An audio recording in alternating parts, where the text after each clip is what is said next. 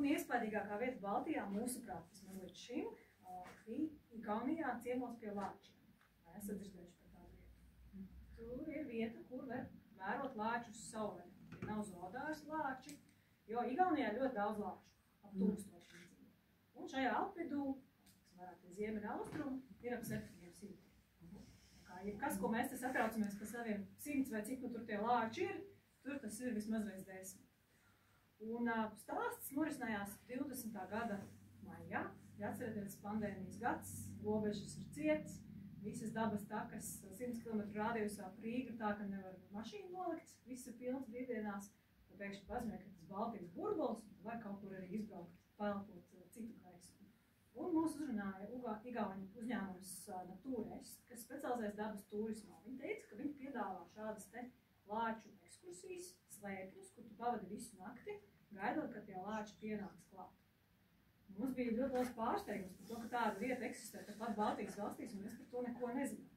Es biju dzirdējis, ka Somijā kaut kāds ir, bet ka Baltijā, ka nē. Un, protams, mēs uzreiz piekritām, uzreiz aizbraucām, tas bija apmēram 5 stundu braucienu attālumā no Rīgas.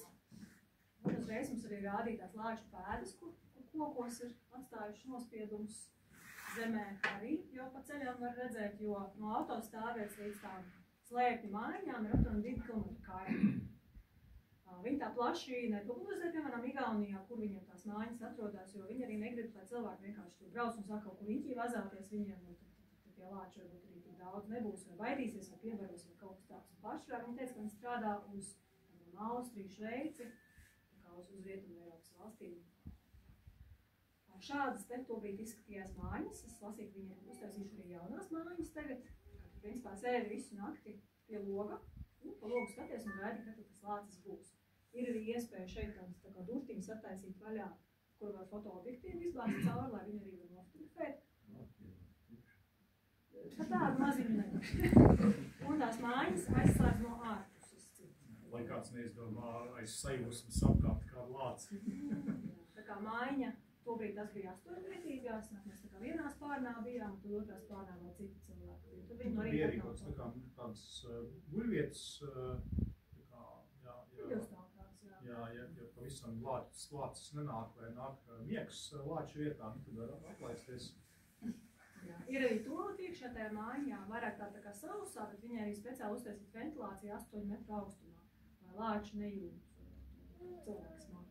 Bet lāči neguļ tad dzīvē naktīs sanāk, ja? Nu, parasti dzīvnieki kā reiz ir aktīvāki ar to saulrietu saulētu laiku, un tas arī bija tas brīdis, kad mēs viņus redzējām. Pārsvarā tas bija no 9 līdz 11 pēc jau saulrietu. Kad tas bija māja mēnesis, uzreiz arī redzējām dažādus citus dzīvniekus, kas tur sāk apkārt staigāt. Bija tādi romantiski skati, kur ienacuņi skatās uz dzērvēm. Tad parādījās arī lāči. Tu vari pastāstīt par iespējām un fotografēšanu. Jā, bija jau diezgan krēsla un nofotografēt bija diezgan grūti. Ar acīm gan arī nebija viegli saskatīt, bet nofotografēt bija pavisam grūti, jo tumšs jau bija. Bet tad, man liekas, iespējīgāk bija nevis viņus redzēt, bet dzirdēt viņus, jo apkārtām mājiņām viņiem izvietot mežā mikrofoni ir. Un iekšā ir skaidrunīši, kur atskaņot to skaņu, kas ir ārā. Un tad, ja dzīvnieki staigā, tad var dzirdēt, kā zari lūst zem tām lāču pēdām un kā viņi tā smagi ausotā. Ir tā, ka tas lācis noiet tieši gar to mājiņu, un tu dzirdi viņu. Tad ir tā, ka tā zosādi uzmetās. Kaut gan tu saprati, ka tu esi drošībā, viss ir labi. Viņš tur patās ir aiz sienas. Tas bija to vērts. Vēlāk vakarā atnāca vēlreiz tie lāči. Tad gan visu nakti nē. Viņam ir arī tāda kā garantija, piemēram, tas lācis neatnāk tajā naktī, var bez maksas palikt vēl vienā. Vai ja ir nākamā brīva, vai pēc tam kādā citā reize. Mēs uzreiz bijām 2 naktis pierezervējuši, un tā ir garantīva. Pirmā naktī lāči bija, otrā nebija. Tā kā arī tā var gadīties, ka viņi nav. Pavasara sezonā viņi drīkst izmantot ēsmas, piemēram, tur zemē kaut kādu zivi ieroku vai kaut ko tādu, tad tie lāči nāk uz to smaku. Pēc tam vēlāk gadā viņi to nedrīkst darīt, lai tie lāči nepierod pie tā, ka tur tas ēdiens ir. Tā kā jā, pirmā naktī mēs viņus redzējām, pēc tam apstaigājām par vienu vietējās pūļu takas, kas arī ļoti labas ir, un tad atkal naktis. Mēs bijām piestājuši pamestā ciematā, tur patās netālu. Un tur to lāču klātbūtni arī ļoti labi varēja redzēt, jo mājām, kurām ir augļu dārzi, visiem zari aplausti, jo lāči ir gājuši pēc augļiem rāpušies. Mēs viņam arī jautājām, kā jūs sadzīvojat ar to lāču daudzumu, jo tobrīd 20. gadsimtā kā oficiāli Latvijā vēl tā kā nebija tie lāči, kad bija tikai tie migrējoši, un tagad tā skaitās, ka viņi ir uz vietas. Viņi teica, kā, tā mēs dzīvojam. Ko darīt, ja tu ieraugi mežā to lāci? Viņi teica, ka pirmkārt mežā jāiet, nevajag klusu uzvesties, vajag iet skaļi, plaukšķināt, sasaukties tā, lai tas lācis savu laicīgi aiziet. Bet viņi teica, ka ja viņi satiek lāci, tad, piemēram, viens veids, ko viņi dara, viņi skaita kādu ritmisku pantu. Skaļi. Es nezinu, cik no jums varētu atcerēties kādu ritmisku pantu.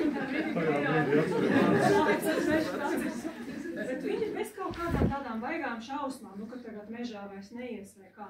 Viņi teica, ka, protams, ir kaut kādi bojājumi, citreiz viņi tur tos bišu strops viņiem apmeklē, bet viņiem ir visu elektriskie gansalgi apkārt, un viņi teica, ka viņiem esot arī kaut kāda Eiropas Savienības programma, ka ja viņiem izāra tos strops, tad viņiem pēc tam kaut ko tur samaksā.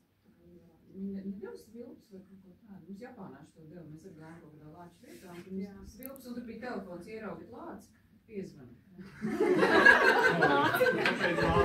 Ieraugit lāci, piezvani, pēdējais zvans. Visiem svilpus deva.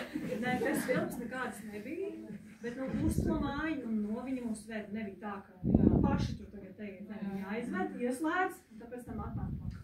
Mums jau tie lāči tādi mierīgi, viņi jau nav tā kā griezlī lāči. Es domāju, kāda veida apdrošināšana viņiem ir. Amerikā mēs arī esam lāčus redzēt, mēs nāmos lāčus. Jā, tie ir maz augumi diezgan un nav ļoti agresīvi. Šitie mierīgi kā igauni? Tādi izstāsti nebija tādi, skatījās uz mūsu.